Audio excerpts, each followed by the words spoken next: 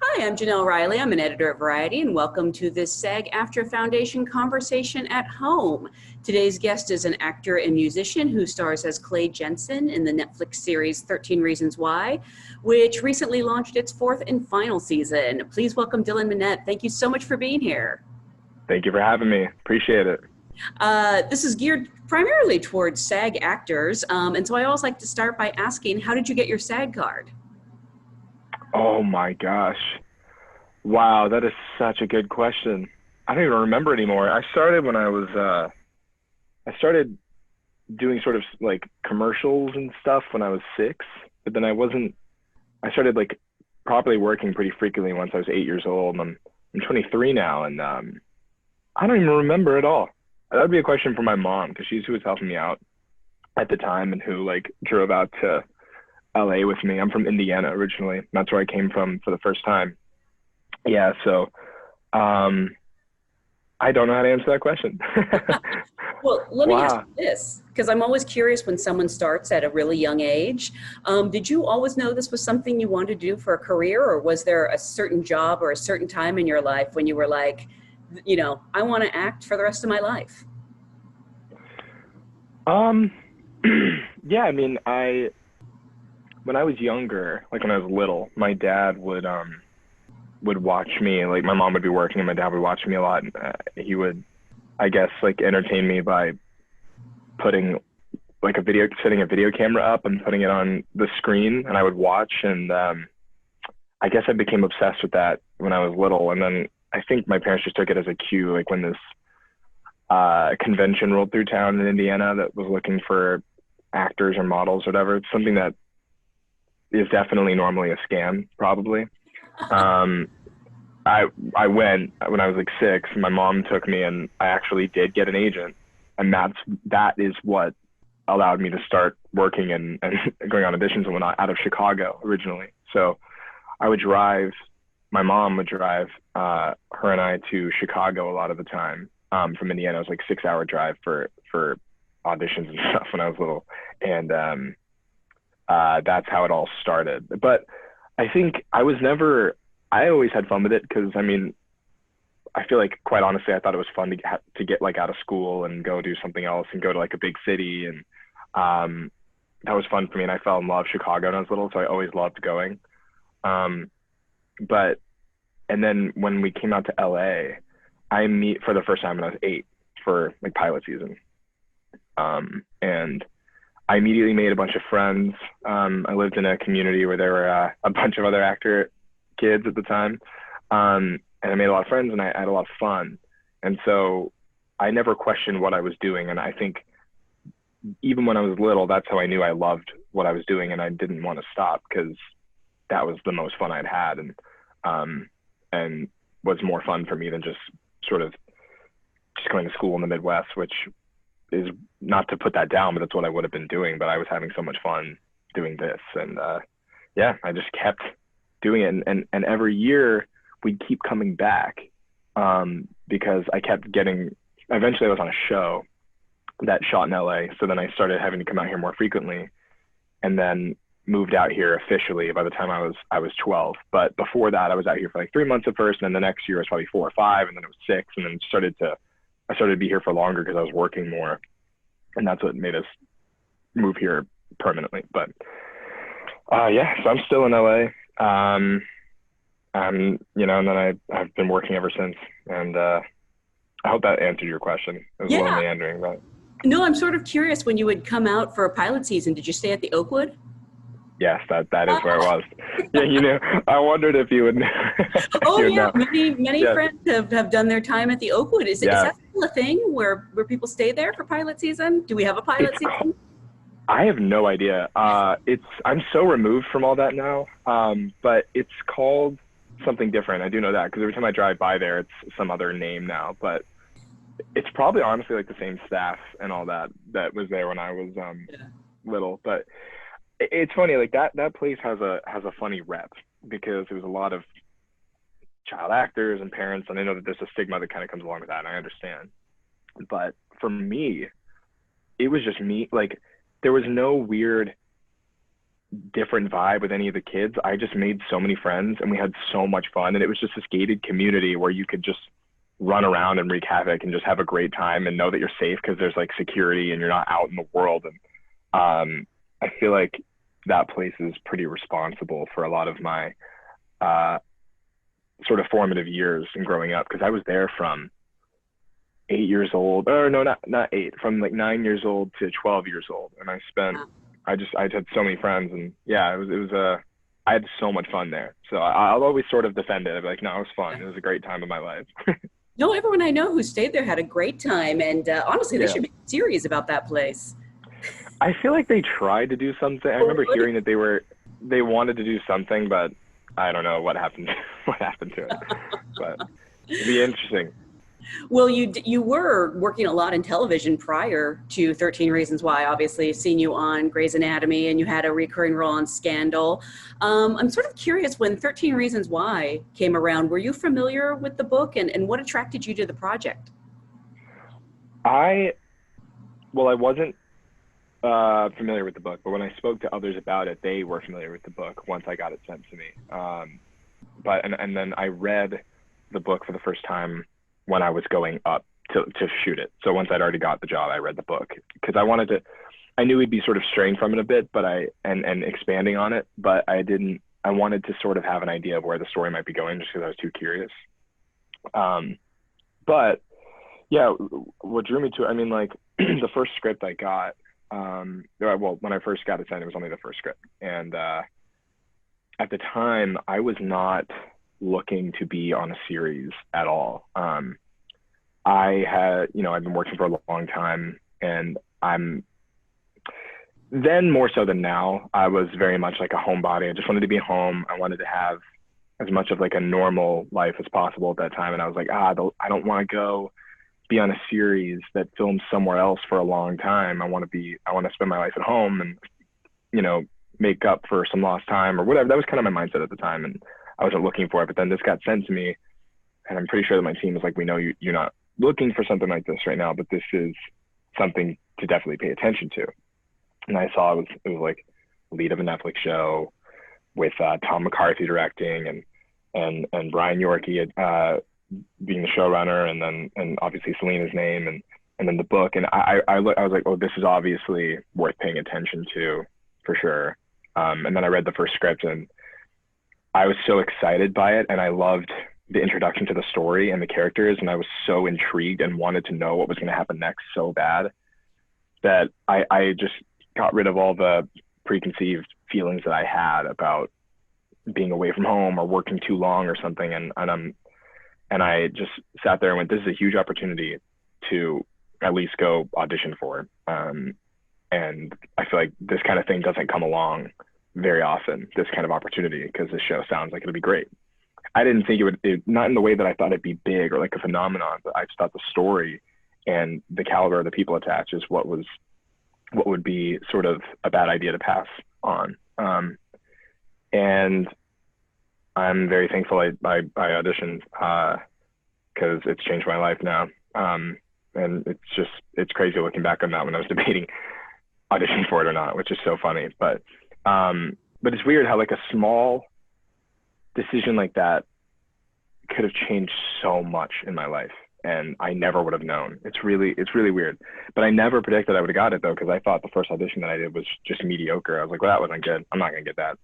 And then yeah, and they called me back in a couple times, and I remember I think it was the last time that I was reading. It was with Brian and Tom, and we were doing like chemistry reads, and Miles Heiser, who plays Alex on the show, was also there. I don't know if he was there for Claire or not. He might have been, but we were talking outside, and I think we had just met there. We'd always seen each other, like knew about each other, but had never properly met. And we were talking outside, and I remember we were both talking about how we both thought we did a bad job, and like there's no way we're gonna get it. And then we're talking outside, and then I think it was Joy, the producer, comes outside, who's in the room. They could hear us talking, and they're like, hey, we're like taping inside. Can you guys quiet down a bit? And we're like, okay, now we're officially not getting this job. And then we both ended up on the show, which is so funny. Yeah, anyway, it's a little backstory to Miles on that. Are you generally a good judge of how you've done in auditions, or are you someone who kind of always thinks you did a bad job? It's it's weird because I haven't been on an audition, I think, in probably 4 years. So it's hard for me to even remember. From what and that's not because I'm like getting sent offers. I don't have to audition anymore. It's literally because I have spent half of my year for 4 years shooting the show, and then the other half I just don't pay attention. I just haven't wanted to work in between. So I just have not gone on any auditions. But I feel like I was a good judge. Like, I feel like if someone's like too nice or too like that was so good, sometimes I'm like, they're not gonna. I feel like that's just them kind of overcompensating. Or, but then I feel like but if someone's like kind of quiet and just sort of feels like they're observing you, I feel like sometimes I would take that as a cue that they liked me, and the people that were more quiet. I don't know why. I feel like that's something that would always sort of I would think about after auditions, but it's hard to remember. Really, it is. That's good. Maybe Yeah. you blocked it out. What'd you say? Maybe you blocked it out. Oh yeah, I mean, honestly, probably. You have got to work with this amazing ensemble, everyone from Catherine Langford and Devin Druitt and Christian Navarro. It must have been exciting to like look at that call sheet every day and know you were going to be working with like another great actor. It had such a good ensemble. Yeah, I mean, especially in the beginning when the show started, I was the first one to get there, up in the Bay Area where we shot, and the cast was still being formed like last minute, and I didn't really know who was going to play all the characters. I knew Catherine had gotten the role of Hannah, and I was so excited to meet her. But it was interesting watching it form as I was there, and then the people would start to show up, and that was the most exciting moment for sure. But yeah, I mean, it's really interesting because a lot of the actors on the show hadn't worked very much prior to this, and I remember just feeling so fortunate and lucky and blown away that like everyone on the show was as good as they were. And I was just so thankful because I had no idea who anyone was going to be like. And not even like that I would judge someone's performance, but like just even as people, like I had no idea what the people were going to be like. And everyone was so nice and just so good at what they do that it just made me feel so comfortable because I was nervous when I showed up. Like, I've never had a role or responsibility this big, like to be sort of the driving like voice and narrative voice of the show or of anything, and let alone 13 hours of television on Netflix, which is so sort of respected. And I was just like, this is I don't think I fully realized what I've gotten into. And I remember the first day I like flew on a plane and went up to Northern California. I got there and I think I got a little nervous. I was like, can I even do this? Can I be this big of a character on a show? Like, I really don't know. And I think that's why when I met the cast more and worked with them, it made me feel more comfortable because I was like, I'm surrounded by such a great group of people, and I know we're gonna make something that's special. So yeah, I love them all. I miss them a lot. I mean, yeah, here you are 4 seasons later. The fourth season actually just dropped a few weeks ago. It's been fairly recent. Yeah. What's it like to say goodbye to Clay after 4 seasons? It's bittersweet. I think overall, though, it feels good because it was the right time. I know that back in season 1, when I was talking to Brian and I pictured I asked him how long he pictured the show going for, and he was thinking, I feel like at most 4 seasons, like 4 semesters of school. So you'd follow junior year and senior year. And I had that in my head. I was like, got it. That makes sense. And so I always had this feeling that if we went beyond 4, that would officially be too much. And I know other people would argue that any of it was too much past season 1, but I always had it in my head like that we'd see these characters for 4 years, and I was excited about it because I wanted to see where these characters go, and especially Clay. But and that's the thing. Like Clay is such an intricate and multi-layered character in the sense that from season 1, we have seen themes introduced of him having clearly something deep within him, like mental struggles that he really suffers with. And there's never been a way to define it. And it's never been faced like head on in the story. And I always had said to Brian, like in the last season or in the fourth season, I want to see Clay in therapy, and I want the story to center around his struggles and how he can overcome them. And I want to see him go to his lowest points and come out of it, you know, in a better place. And that's what I always wanted season 4 to be.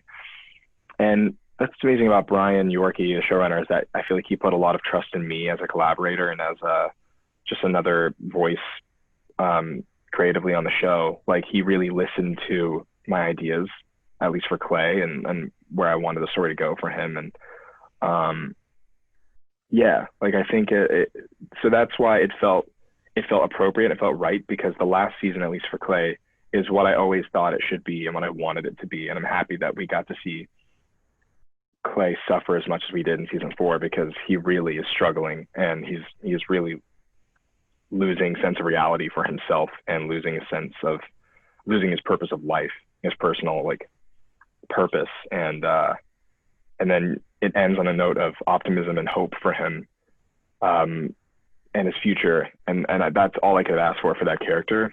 And I remember like reading the last script, I felt like there were so many full circle moments for Clay and for the whole story. And I was so pleased with how it was all rounded out in the end that it's hard for me to feel sad about it being gone, because I'm just so proud of how it ended. Mm-hmm. And so it feels good, really, you know. And I'll always miss the character and everyone on the show, and it does feel weird now that this is the first year I'm not going back to do it. And it'll probably hits me at different times, but overall, like it's good. It's good. I mean, season 4 really did delve deep into his mental health, and I'm sort of curious, did you do anything different when you prepared for this season, knowing that was going to be such a heavy storyline? Yeah, I think I just wanted to, I mean, I didn't do much, I'd say, research per se for the other seasons. Like I was just following the story and doing what I thought was right. But then for season 4, Brian told me early on that what Clay was struggling with was, well, obviously anxiety and depression. And I knew that, and I researched that, but also dissociation.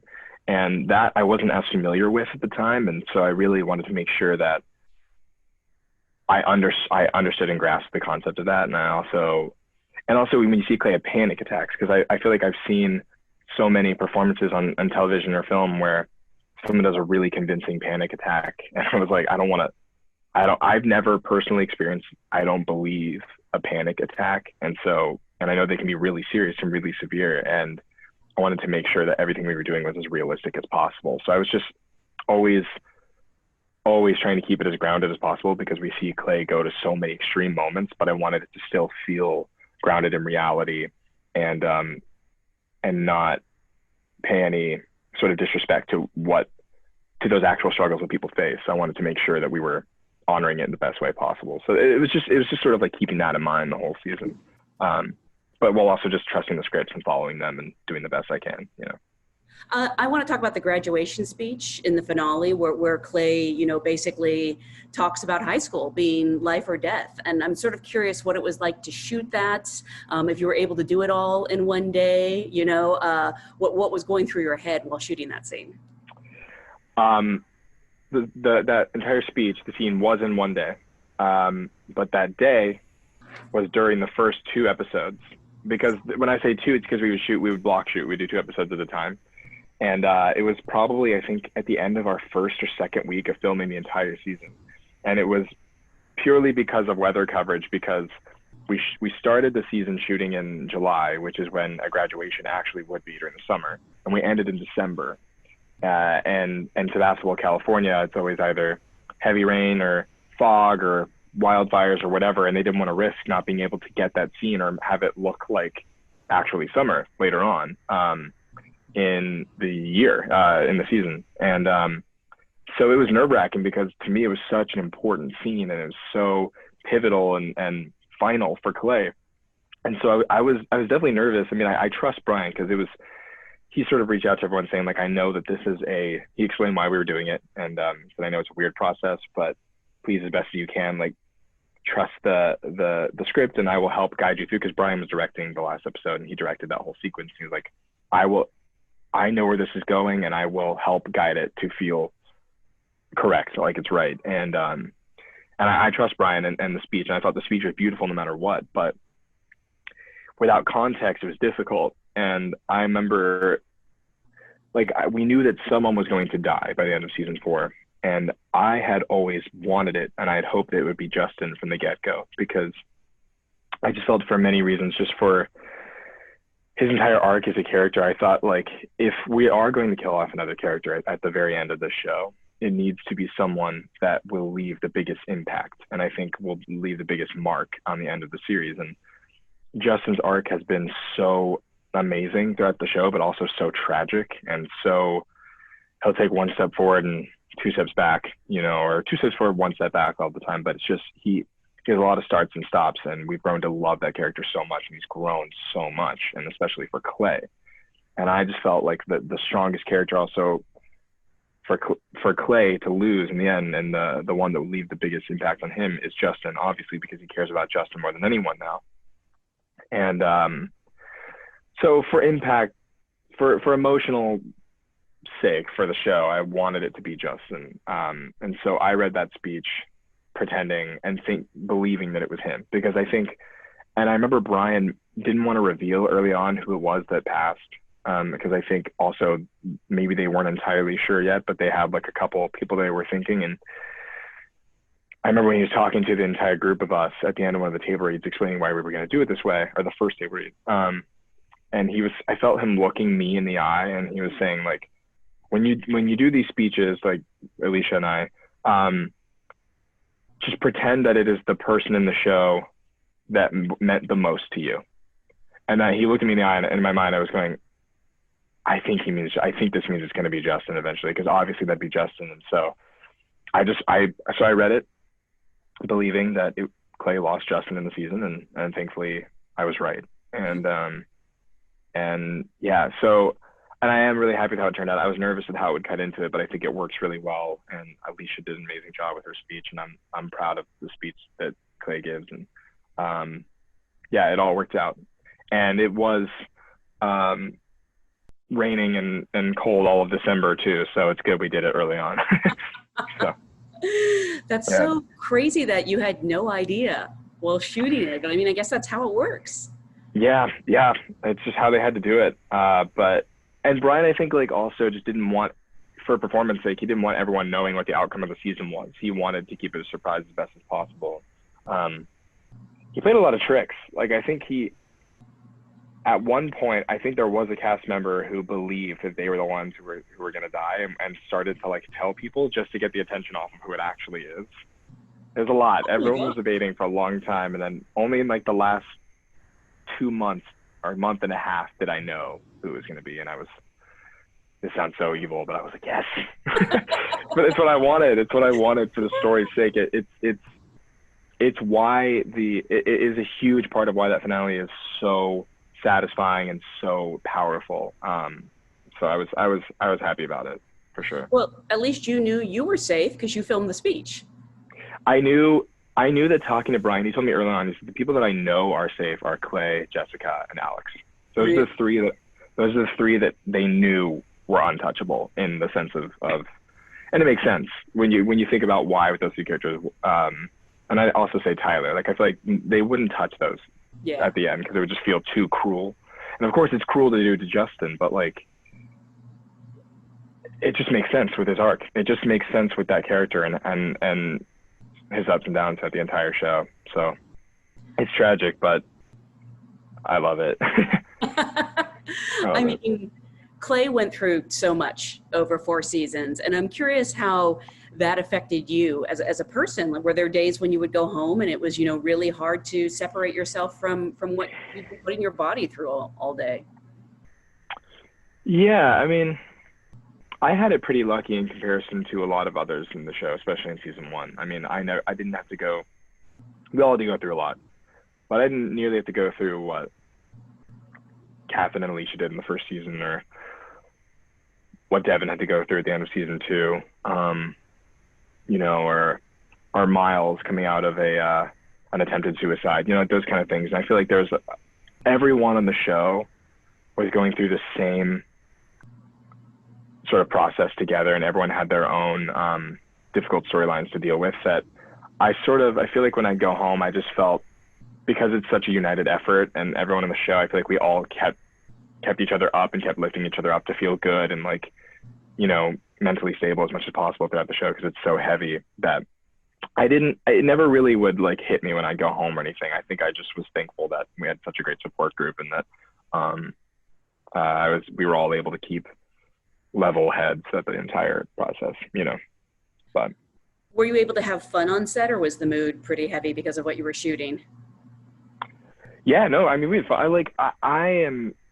I tend to, if there's an intense scene, I tend to stay pretty in it, but not like in a method way, not like in a weird way, but I just feel like I feel like I can get a little intense, and sometimes I'd be like, was I kind of rude to that person on accident, or was I accidentally like not very approachable in that moment? Like, I don't want to be that way, but sometimes I just get so lost in like what the scene is that I feel like maybe that rubs off a bit when I'm like interacting with people, but never mean to be that way. Yeah, no, but we had a lot of fun. I love all those guys, and it's easy to goof off in between takes, and sometimes they would make me laugh so hard that I would have to be like, guys, we can't joke around right now, or I'm gonna not be able to do this scene. But yeah, especially Brandon. Brandon is one of my favorite people in the world, and we have so many scenes together, and we make each other laugh so easily, and he makes me laugh so easily that like sometimes I had to just like literally ignore him in between takes, or else I would like lose it. I love him so much. I love that. Yeah. Before we go, I want to remind everyone watching at home that for information on SAG-AFTRA Foundation's COVID-19 Relief Fund, you can look in the comments. But in addition to, you know, starring on this show for 4 years, I heard they came to you and asked you to help pick some of the music for the next to last episode. How did that happen? They did. It was as simple as during the season, I think.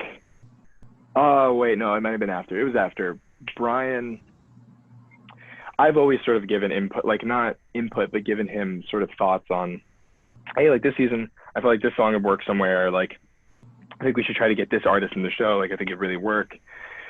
And I've always sort of been very invested in the music that's on the show with Brian from season 1. And I think he just thought it'd be fun for me to be able to sit in on the process of a music supervisor's job and help pick or approve songs for an episode. And he's asked if I'd want to, like, totally, like, unofficially, but like, you know, actually being a part of it. And I said sure. Like, there was no reason not to. And it was really as simple as just sort of going through the process of the kind of songs they're looking for in certain scenes, and what season the amazing music supervisor on the show, like what she was thinking for certain scenes, and these are the choices. And like, she would just ask me like what I thought, and if I said I don't think that'll work, like, she would scrap it. So I really became a part of the process for that episode. But I wouldn't say I did too much for it. It was more just sort of being a decision maker with them in the entire process. And that was really I did suggest some things that are in the episode, but yeah, it was fun. It was really, that is a tough job. It was like, especially like not the first season, the music supervisor for someone in that position, but also like for Brian, like being a showrunner and dealing with episodes that you're editing, that you directed, that you wrote, and all that stuff. And then on top of it, like having to pick these like huge pivotal needle drop moments in the show. Like, it's just so much, like, I just have so much respect for anyone who can run a series. I feel like it's the hardest job I've ever fathomed. But yeah. And normally I would ask people what's next, but we're in sort of this weird holding pattern, I know. Yeah. But you're also a musician, so hopefully you're finding ways to stay creative. Yes. Yeah. I've been working a lot with Wallows, my band. So we've been staying busy during this time, and that's how I've been occupying myself. But I am wanting to do, because I feel like it's gonna be a while before I'm able to tour again. Because that's like the last industry that's going to go back is the touring world. Which I was supposed to be doing this year, which is hilarious. But so since I feel like I'll have a pretty big gap of time between recording and touring, I'm definitely going to want to fit in a project or two. But it's just, I don't know, after playing a character for so many years now that I am so proud of, and the project that I love so much, I really want the next thing that I do to be worthwhile and something really different. And I'm going to be I feel like very particular in anything that I do next. So hopefully something soon, but if it's not, that's okay, because I just want to hold out for the right. I just want to hold out for the right thing. I'm going to be picky, but we'll see what happens. I want to do something, but we'll see. I don't know. I hope whatever it is, you can keep the blonde hair, because I'm really liking it. I know. Thank you. Thank you. I know. I want to have different hair now and something. Well, I want to remind everyone that you can see all 4 seasons now, the entire show on Netflix. I want to thank you so much for joining us. And again, congratulations on another great season. Thank you so much. Really appreciate it, Janelle. Thanks.